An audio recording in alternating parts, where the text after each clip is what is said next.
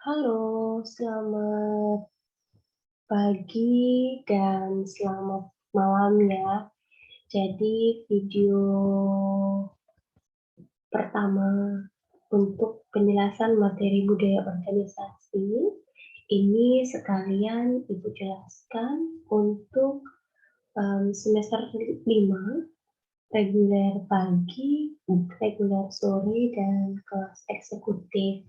Gitu.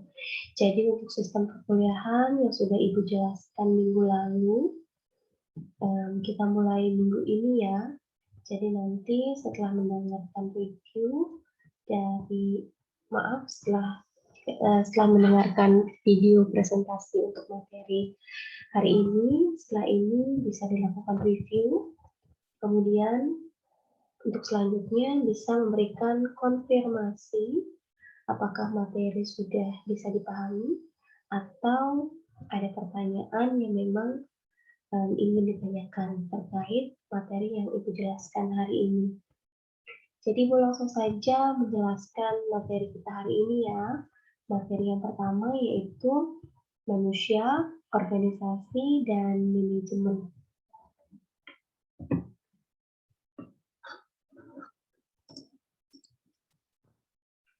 Nah, bagaimana kita memahami manusia? Ya, kita tahu sendiri manusia itu adalah kita sendiri, gitu ya. Adalah kita sendiri. Ya, secara teori, manusia adalah makhluk hidup, ya. Manusia adalah makhluk hidup ciptaan Tuhan yang paling sempurna di tingkatan makhluk hidup, ya.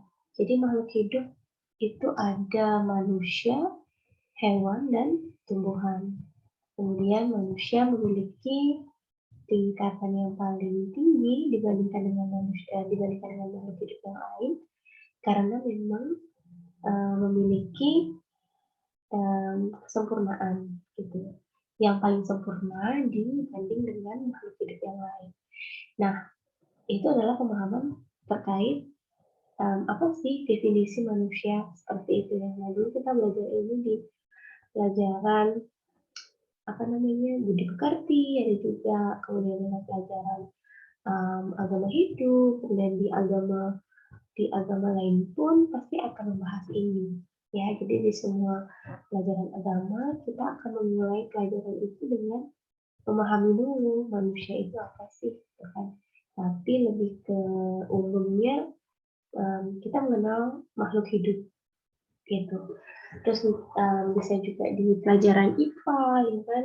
Waktu itu saat kita masih duduk di bangku sekolah, jadi sudah ada penjelasan secara spesifik apa itu makhluk hidup, khususnya manusia itu sendiri. Nah, untuk selanjutnya, kenapa sih kita membahas materi ini? Ya, manusia, organisasi, dan manajemen gitu kan. Ya, itu tadi karena kita sedang belajar budaya, khususnya budaya organisasi.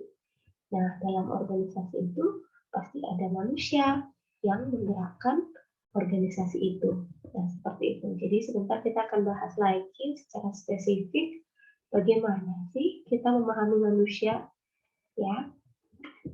Slide selanjutnya.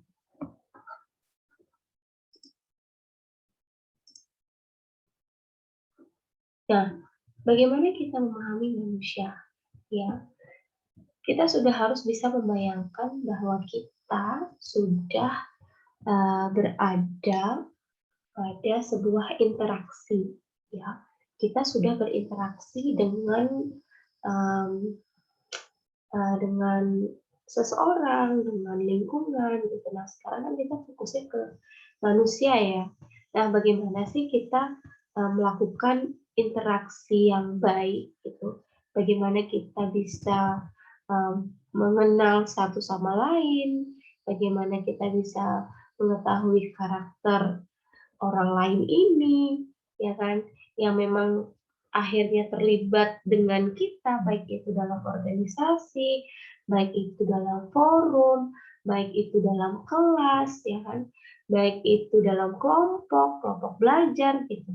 Nah, jadi gimana kita bisa memahami rekan antara rekan satu dengan rekan yang lain. Nah, di sini nih kita sebenarnya sudah mulai masuk ke tahap bagaimana kita memahami seseorang gitu. Kita mengenal karakter orang lain dan kita harus mengajak mereka untuk bekerja sama, untuk bekerja tim, untuk saling mengenal, saling mengisi satu sama lain, seperti itu. Ya, mungkin kita pakai aja contoh dalam kelas dulu ya, yang lebih sederhana. Dalam satu kelas ada mahasiswa sekitar 20 sampai 45 mahasiswa dalam satu kelas ya, dalam satu kelas. Nah, saat awal kita masuk kelas, yaitu awal-awal kita kuliah, kita pasti akan menyaksikan, kemudian kita melihat, kita merasakan bagaimana kondisi lingkungan kelas kita saat awal-awal pertama bertemu. Ya saat itu kan pasti waktu itu kan belum pandemi lah ya, kita sudah bertemu dalam satu kelas. Waktu itu mungkin awal pertemuan saat tes, kemudian lebih diperkecil lagi, akhirnya kita ketemu sama teman sekelas kita, seperti itu. Nah, selanjutnya bagaimana sih kita memahami manusia? Ternyata ada 2 dimensi yang biasa kita lakukan dalam memahami manusia itu sendiri. Melalui dimensi fisik, kemudian melalui dimensi non fisik ya. Pasti sudah tahu dong fisik itu apa, non fisik itu gimana ya kan. Nah, hal pertama yang mungkin memang kita lakukan pada saat memahami manusia, pasti kita akan melihat dari dimensi fisik dulu ya. Dimensi fisik dulu, kita lihat dulu. Kita baru ketemu nih sama orang baru, sama teman baru ya kan. Masih baru beradaptasi, kita pasti akan baru lihat fisik mereka dulu. Cantik ya, ganteng ya, orangnya putih, rambutnya ikal, rambutnya lurus, rambutnya bagus kayak gitu. Terus kemudian lihat wajahnya, kok kayaknya judes ya, kok kayaknya dia bisa diajak kerja nih, kok kayaknya dia bisa diajak ngobrol gitu. Oh sepertinya ini masih bisa diajak buat curhat deh atau apa gitu, atau mungkin baru-baru kenal, kira-kira ini karakternya seperti apa ya kalau lihat dari mimiknya. Nah mungkin seperti itu. Jadi itu yang biasa kita lakukan ya kan, itu yang biasa kita rasakan. Jadi kita masih menerka-nerka dulu nih, jadi kita lihat dulu dimensi non fisiknya seperti apa. Kemudian kita bisa lihat dari caranya berjalan, kemudian dari caranya berpakaian, ya kan, kalau terlihat rapi. Terus kemudian mungkin ada salah satu teman kita yang cara berpakaiannya agak arogan, mungkin ini tipenya emang berandal kali ya, mungkin seperti itu. Mungkin ada yang lebih pendiam, tidak ada interaksi, ini gimana ya teman kita nanti, kayak gitu. Nah itu kita masih melihat segala sesuatu dari dimensi fisik. Jadi kita masih melihat dari dimensi fisik secara visual. Jadi kita melihat dulu gitu. Kita kan belum tentu dong langsung tahu, kamu orangnya kayak gini, gitu nggak mungkin dong, karena kita kan belum kenal, ya kan. Dan ini juga berlaku di setiap kita bertemu dengan orang lain, tidak hanya di kelas saja. Pokoknya ketika kita melakukan interaksi dengan orang lain, hal pertama yang akan kita lihat adalah fisik. Nah, orang ini seperti apa ya? Gitu. Jadi kita masih membaca karakter berdasarkan apa yang kita lihat dulu, gitu. Oh ternyata orangnya pasti ini orangnya judes. Kelihatannya dari mimiknya nggak pernah senyum, wajahnya tegang aja gitu kan. Ada tuh ya karakter orang, ada sih ya kita lihat visualnya seperti itu, lookingnya seperti itu.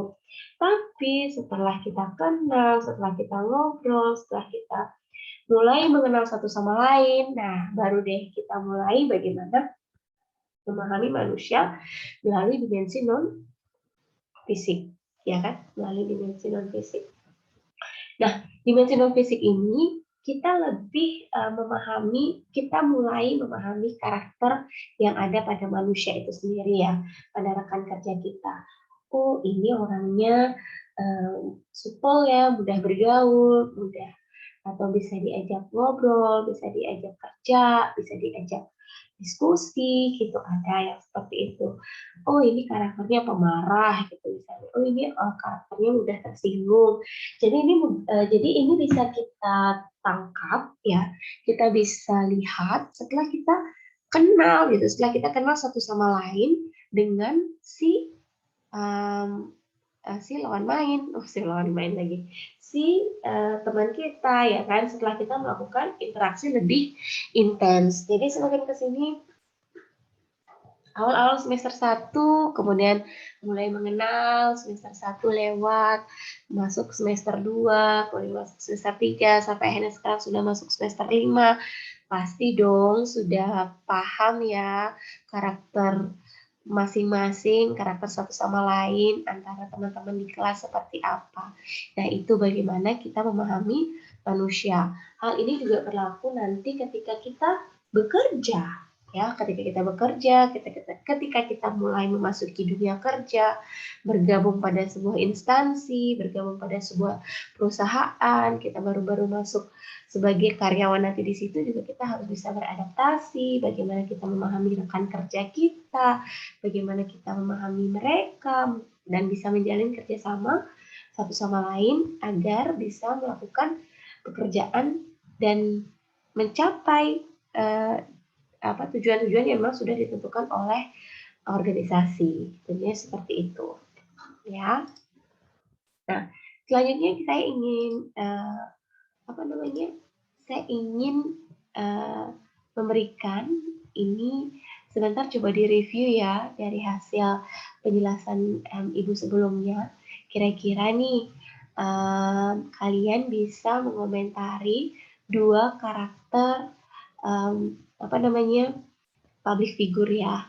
Yang pertama adalah Sahir Said, kemudian yang kedua adalah Dian Sastrowardoyo. Coba dipahami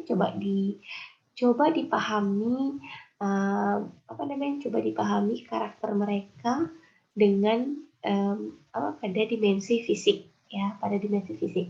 Kalaupun bisa mereview dalam dimensi non fisik, boleh mungkin bisa menerka-nerka ya, mungkin seperti apa karakternya. Ya, boleh nanti hasil reviewnya di-share di kolom komentar. Jadi setelah memahami apa yang sudah Ibu jelaskan sebelumnya, bagaimana kita memahami manusia pada dimensi fisik dan dimensi non fisik. Ya, silakan direview untuk yang pertama. Nah, kemudian baru selanjutnya kita akan memahami organisasi. Bagaimana kita memahami organisasi, ya? Bagaimana sih organisasinya? Organisasi dalam forum atau dalam forum yang kita ikuti gitu misalnya. Nah, contoh lah ya, ada yang pernah ikut dalam kegiatan sekolah atau kegiatan kampus, atau tergabung dalam organisasi kemahasiswaan, organisasi siswa, mungkin dulu saat di bangku SMA, SMK pernah tergabung dalam dalam OSIS, jadi dipilih sebagai pengurus, atau saat ini di bangku kuliah sudah terlibat dalam organisasi BEM, ya kan, Badan Eksekutif Mahasiswa. Nah, di sini bagaimana sih kita memahami organisasi, ya kan? Mungkin ada juga yang kerasa benar sore sudah bekerja, ya kan, sudah mengikuti, sudah terlibat dalam kegiatan organisasi, bagaimana di sana gitu. Organisasi, perusahaan gitu ya, kita anggap sama dulu. Nah, sekarang kita bagaimana bisa memahami organisasi kita, tempat kita bernaung ini, mereka adalah organisasi yang statis atau dinamis, atau mungkin tradisional dan modern gitu. Nah, kita pahami dulu organisasi yang kita naungi saat ini sudah bergerak cepat atau melempem hanya berdiam diri di sana saja seperti itu ya. Nah, kita harus pahami itu dulu, apakah organisasi kita bisa mengikuti perubahan yang terjadi pada saat ini kayak gitu. Nah, contoh misalnya kampus kita ya, contoh nyata aja kampus kita saat ini. Nah, kita dihadapkan pada kondisi pandemi saat ini ya kan. Kondisi pandemi saat ini memaksa seluruh lapisan ya, bahkan seluruh bidang kerja harus bisa menyesuaikan perubahan yang terjadi 180 derajat, bahkan 360 derajat ya. Semuanya berubah total. Ya, bagaimana kita bisa beradaptasi dengan perubahan yang super cepat ya, dengan perubahan yang super cepat. Ini bisa menyesuaikan atau tidak kayak gitu. Ya kan? Yang dulunya full offline sekarang harus bisa berubah ya kan? Harus bisa berubah, harus siap untuk melakukan semuanya dalam bentuk online ya kan, secara daring atau dalam jaringan. Nah, itu biasanya kita dulu luring ya kan, luar jaringan. Nah, sekarang kita harus daring nih, harus online. Nah, kira-kira organisasi tempat kita naungi hari ini nih yang sekarang nih sudah sudah dinamis belum ya kan, sudah bergerak belum gitu, atau masih statis, diam gitu aja. Nah, statis itu artinya tidak ada pergerakan ya. Nah, dinamis itulah yang bergerak, yang siap mengikuti perubahan. Nah, kayak kampus kita gitu. Dan emang awal-awal kita beralih ya kan, itu di tengah semester waktu itu Ibu ingat.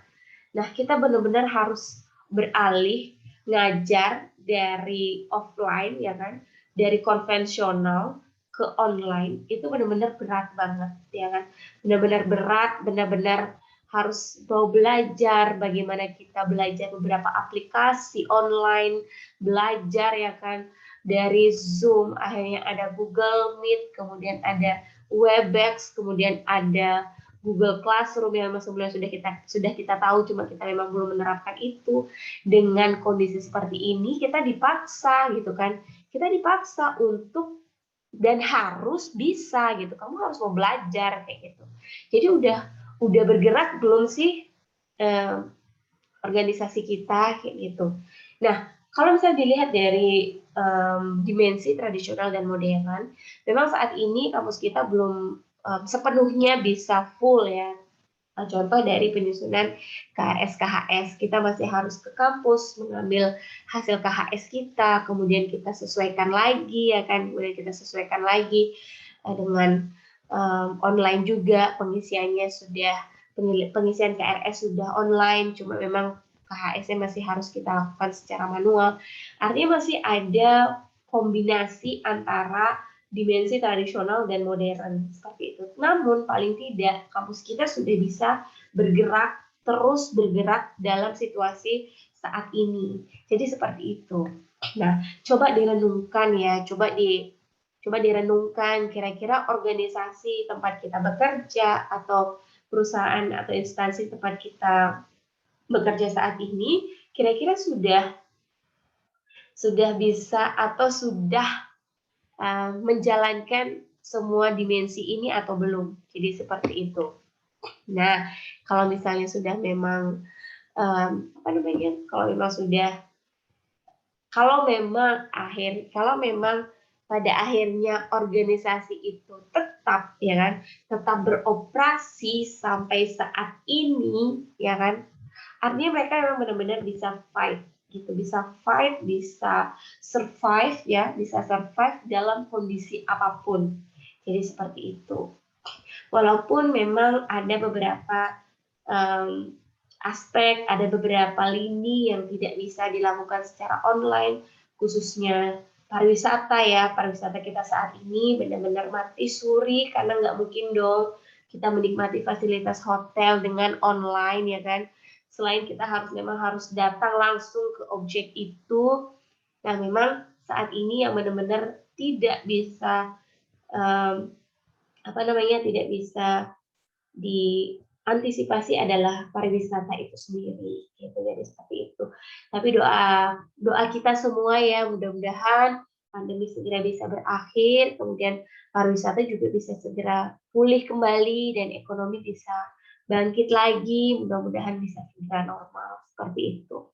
Namun ini penting juga bagaimana mereka tetap bisa survive, tidak tutup, ya kan, membuka untuk wisatawan domestik aja, jadi memang ada kesempatan buat adalah mungkin kita bisa lancong atau gimana, sambil juga perputaran ekonomi seperti itu. Ya mudah-mudahan ini segera berakhir ya. Jadi coba deh direnungkan kira-kira organisasi tempat kita bernaung saat ini itu sudah bersifat dinamis atau masih tetap statis atau masih mengkombinasikan antara tradisional dan modern ya. Nah, ini juga sepertinya karakteristik organisasi juga sudah diketahui ya, sudah diketahui oleh semuanya. Ini juga pasti sudah pernah kita pelajari sebelumnya ya.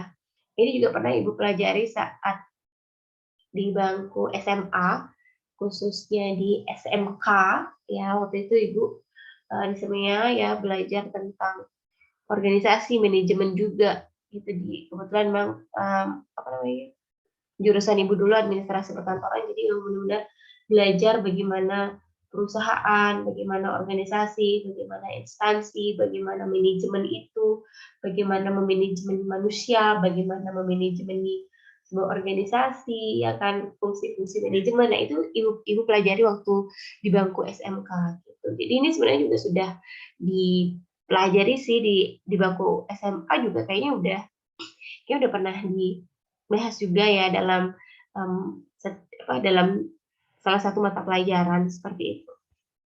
Nah, beranggotakan minimal 2 orang ya, baru organisasi itu berjalan, kemudian berpola kerja yang terstruktur, mempunyai tujuan, ada unit atau entitas sosial, mempunyai identitas diri. Nah, jadi ini karakter-karakter umum dari organisasi ya, karakter umum dari organisasi itu sendiri. Nah, bagaimana bagaimana kita bisa menjadi anggota organisasi yang sudah tahu bagaimana pola kerja di organisasi kita. Ini kan sudah pasti pola kerjanya sudah terstruktur, kita tinggal menjalani aja.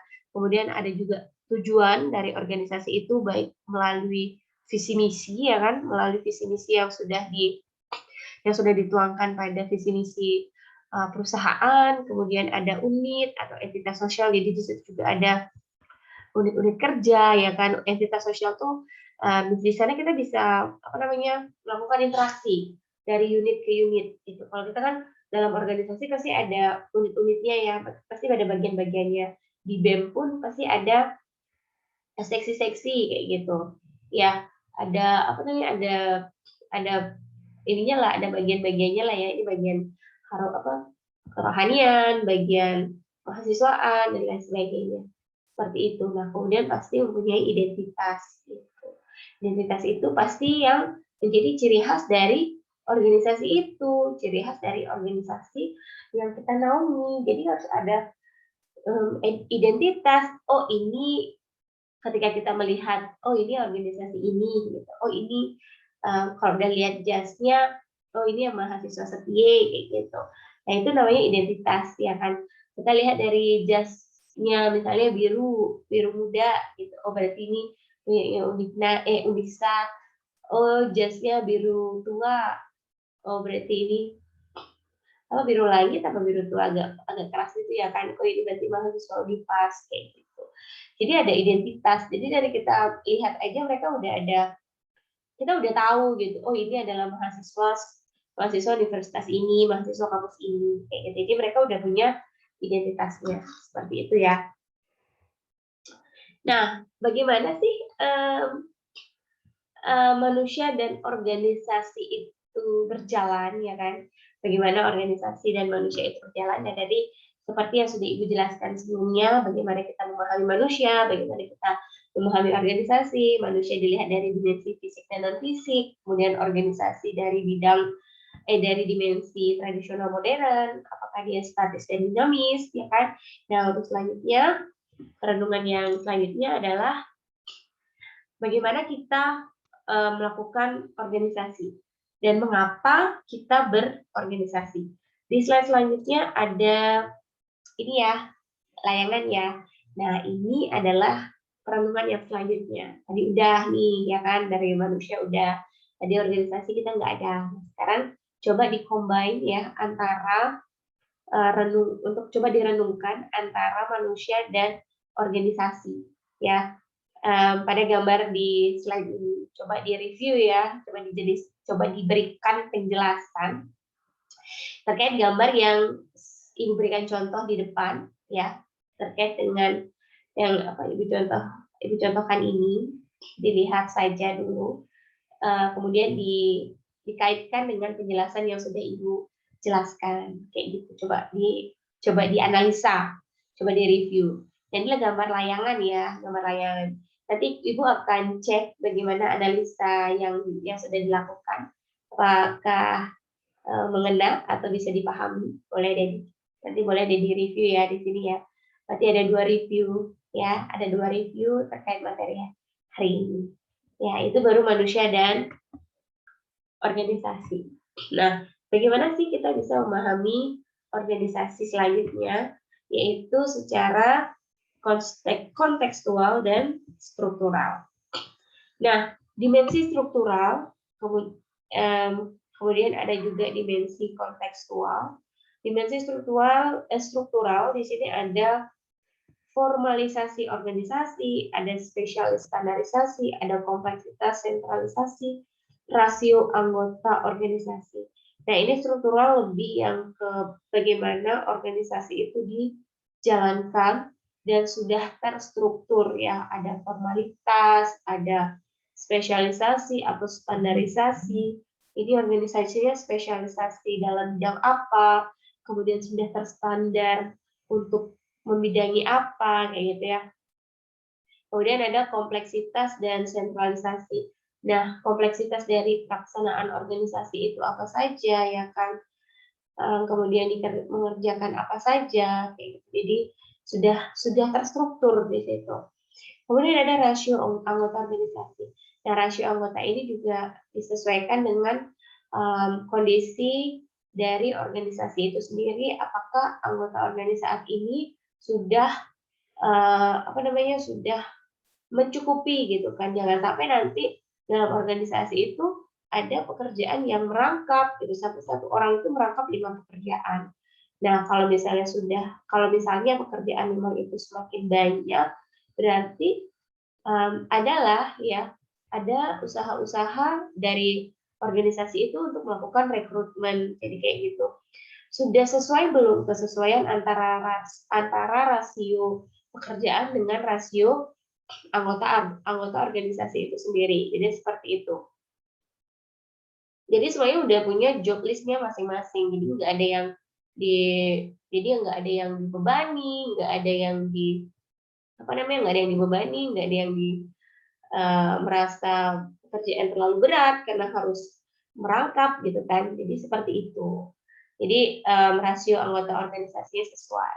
Nah, kemudian dalam dimensi kontekstual itu ada ukuran organisasi, ya kan, teknologi yang digunakan, lingkungan organisasi, tujuan organisasi, budaya organisasi, bagaimana organisasi itu dijalankan, apakah menggunakan teknologi yang mumpuni atau masih bersifat tradisional, kemudian lingkungan organisasinya seperti apa, kondusif atau tidak, baik atau tidak, sehat atau tidak, itu kan disesuaikan dengan kondisi anggota organisasi saat mereka memang melakukan interaksi dan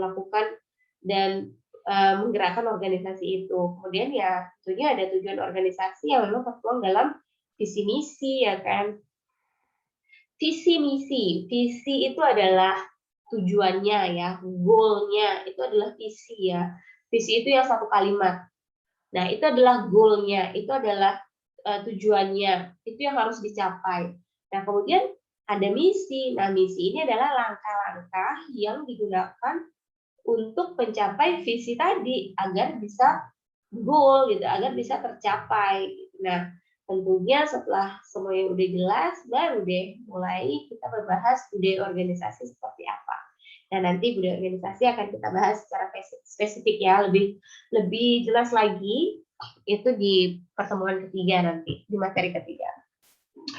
Nah, mungkin itu aja ya secara untuk materi apa namanya manusia organisasi dan manajemen. Jadi bisa lakukan review ya terkait materi Ibu hari ini, boleh disesuaikan dengan kondisi yang sudah dirasakan gitu, misalnya dalam bentuk contoh seperti itu boleh mereviewnya dengan contoh-contoh nyata yang sudah dirasakan seperti itu bisa di tempat kerja, di tempat organisasi seperti apa. Jadi silakan review materinya. Kemudian tadi ada 2 review yang untuk mengemukakan pendapat ya bagaimana kita menilai atau memahami dimensi manusia ya dari public figure tadi ya. Kemudian yang kedua, bagaimana kita memahami manusia dan organisasi melalui visual contoh layangan tadi. Ya, silahkan dikerjakan, silahkan dilakukan reviewnya, silahkan ketik langsung di kolom komentar. Kalau memang tidak ada pertanyaan, silahkan diberikan konfirmasi sudah jelas. Kemudian kalau memang ada pertanyaan, silahkan untuk dilakukan diisi pertanyaannya ya. Jadi nggak usah absen ulang lagi. Nanti hasil review ini Ibu gunakan sekaligus sebagai absensi. Jadi kalau yang tidak melakukan review artinya tidak hadir dalam kuliah hari ini. Seperti itu ya. Baik, terima kasih semuanya atas perhatiannya. Tetap dalam keadaan sehat, tetap jaga kondisi. Mudah-mudahan sehat selalu. Selamat beraktivitas, selamat melakukan review, selamat pagi, selamat malam semuanya, kelas reguler pagi, sore, dan eksekutif. Sampai ketemu di materi selanjutnya.